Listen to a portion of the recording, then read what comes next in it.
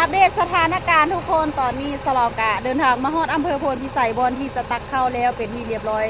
ในเวลา4 โมงครึ่งเนาะ4 โมง 30 นาที ตอนนี้กะหากะมาฮอดบ่กุ้งกะย่างไปถามเขาเจ้าแล้วว่าเข้าได้จักตันแล้วแต่เช้าฮอดค่ำฮอดตอนนี้กะ4 โมงครึ่งเนาะกะค่ำแล้วแหละเนาะได้ประมาณ3 ตันทุกคนแต่เช้าฮอดค่ำได้3 ตันน้องยังสีทาอีกโดนบ่สีทาไปอีกโดนบ่เขาจึงจะพอน้ำหนักเนาะน่าจะบ่พอเนาะเพราะว่าบ่กุ้งกะเซตไปถามเขาแก้ว่าอยู่อีกบ่อนึงที่สลอกกับบ่กุ้งสิไปตักนั้นได้จักตัน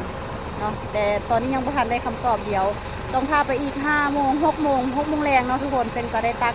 เดี๋ยวสลอแจ้งให้อีกเดือนนึงเด้อเดี๋ยวสลอพาย่างเลาะเบิ่งวิวบรรยากาศอยู่แถวนี้เนาะเพราะว่าอยู่นี่ติดธงติดท่าทุกคนอยู่ป่าอยู่ดงเนาะบรรยากาศดีแฮงทุกคนแต่ตอนนี้แดดแฮงแน่จักหน่อยเนาะถ้าแดดอ่อนๆเดี๋ยวสลอพาย่างเลาะเบิ่งบรรยากาศเด้อแต่ตอนนี้เบิ่งรอบๆก่อน ตอนนี้ก็อยู่โฮมซัมสาเนาะทุกคนสลออยู่โฮมซัมสาบักง่าย นี่นี่เป็นจังไดโฮมใหญ่บ่หากะมาฮอดเลยบ่ทันได้ดับเครื่องเนาะเป็นจังไดเดียวค่อยพบเจอกันในคลิปหน้าเด้อทุกคนคลิปนี้ลาไปก่อนละบ๊ายบาย